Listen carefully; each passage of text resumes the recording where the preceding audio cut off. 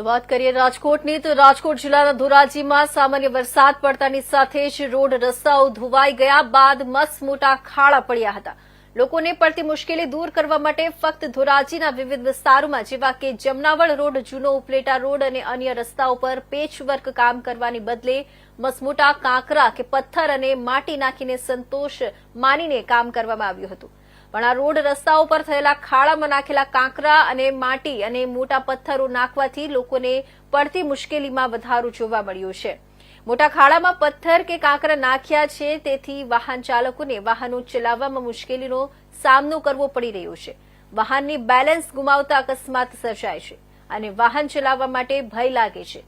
તો રસ્તા પર કાંકરા અને માટી કામ કરવાથી ધૂળની ડમરી ઉડી રહી છે અને જો કોઈ મોટા વાહનોની અવરજવર થતી હોય છે ત્યારે કાંકરા કે પથ્થર ઉડીને લાગી પણ રહ્યા છે અને રહેણાંક મકાન કે દુકાનમાં આવી જાય છે। આવી લોકો ફરિયાદ કરી રહ્યા છે। યોગ્ય પેચવર્ક કામ કરવાની બદલે સામાન્ય કામગીરી તંત્ર કે કોન્ટ્રાક્ટર દ્વારા કરવામાં આવી છે પણ લોકોની સમસ્યામાં વધારો થયો છે અને થોડોક સમય કે દિવસ દરમિયાન જો વરસાદ પડશે આ રસ્તા પર માટી નાખી છે ત્યાં ફક્ત કાંકરા અને પથ્થરો જોવા મળશે અને ફરી પાછું એની એ જ પરિસ્થિતિ થઈ જશે। રોડ રસ્તા લઈને કોઈ નક્કર કામગીરી તંત્ર દ્વારા કામગીરી માટે રાહ જોવી પડશે। પેચવર્ક કામ ન કરવાથી લોકોમાં નારાજગી જોવા મળી છે। ધોરાજી શહેરના તૂટી ગયેલા અને ખાડા ખબડાવાળા રસ્તાઓની અંદર પેચવર્ક ડામર કામ કરવાને બદલે તંત્ર દ્વારા માટી નાખી અને ખાડાઓ પૂરવામાં આવ્યા છે, જેને લીધે લોકોની હાલાકી ઘટવાને બદલે લોકોની હાલાકી વધી રહી છે। વરસાદ હોય ત્યારે આ જ વસ્તુ કાદવ કીચડમાં ફેરવાઈ જાય છે અને જ્યારે વરસાદ ન હોય ત્યારે ધૂળની ડમરીઓ ઉડે છે અને લોકોના સ્વાસ્થ્ય માટે હાનિકારક નીવડે છે।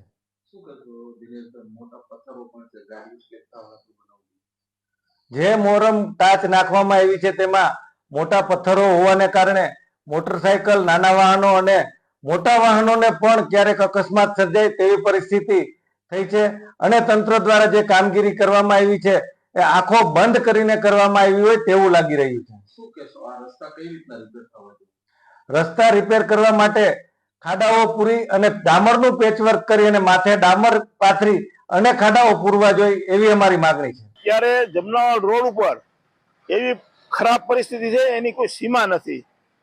વરસાદ ચાલુ હતો તો ખાડા હતા, ખાડામાં એને મેટલ નાખી અને ડસ્ટ નાખીને અત્યારે ખરાબ પરિસ્થિતિ કરી નાખી છે, જેને કારણે લોકો અસહ્ય લોકો પડી જાય છે, સ્લીપ મારી જાય ગાડીઓ।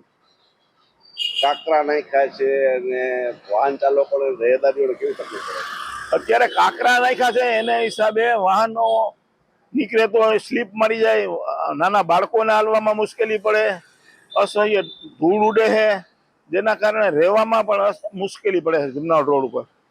શું કરો સરકારને વિનંતી કરીએ કે ભાઈ તમે કામ કરો તો સારું કરો। આ સફેદ કપડામાં કાળા ડાઘ પડી જાય એના જેવી પોઝિશન છે।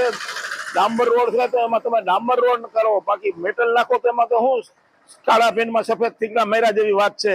ધોરાજી શહેરના રોડ રસ્તાઓની સ્થિતિ ચોમાસા પહેલા પણ અત્યંત બિસ્માર હાલતમાં હતી। ચોમાસા બાદ પત્રકાર મિત્રો દ્વારા આ પ્રશ્ન જાગૃત કરવામાં આવતા લોકોનો રોષ જોઈને આ નિંભર તંત્ર ઊંઘમાંથી જાગીને ધોરાજી શહેરના રોડ રસ્તાઓમાં ડામર પેચવર્ક કરવાને બદલે માટી અને પથ્થર નાખવાને બદલે માત્ર પથ્થરો પાડામાં નાખવામાં આવેલ છે, જેનાથી લોકોને વાહન ચલાવવામાં અત્યંત હાલાકી ભોગવવી પડે છે। આ કાંકરાઓને કારણે હેન્ડલ ફગી જાય છે, જેના કારણે અકસ્માતો થાય છે, તેમજ આ કાંકરાઓના કારણે વાહનોમાં પંચરો થાય છે।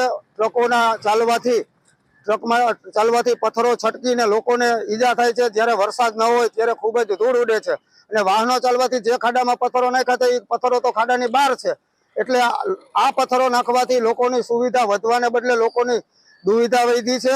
ધોરાજી શહેરની જનતાની સોપારી આ તંત્ર, નિંભર તંત્ર, ભ્રષ્ટ અધિકારીઓ અને આરએનબીના અધિકારીઓ અને નેતાઓએ સોપારી લીધી હોય એવી હાલત છે। ધોરાજી શહેરનો નાગરિક બહાર નીકળ્યા પછી ઘરે પાછો પહોંચશે કે નહીં એની કોઈ નક્કી નથી। શું કરો આ સરકારને? આ નિંભર તંત્રમાં જો માણસાઈ જરા પણ બચી હોય, આ ભ્રષ્ટ નેતાઓ અને આ ભ્રષ્ટ અધિકારીઓમાં જો માનવતાનો એક અંશ પણ બાકી હોય તો લાખો રૂપિયાના પગાર લેતા લોકોને હું વિનંતી કરું છું કે ચાલવા લાયક રસ્તો તો આપો। અમે નથી કહેતા એક્સપ્રેસ વે બનાવો, પણ લોકો વાહન ચલાવી શકે, રાહદારી ચાલી શકે અને સાયકલ તો કોઈ પણ સંજોગોમાં ચાલી શકે એવી રસ્તા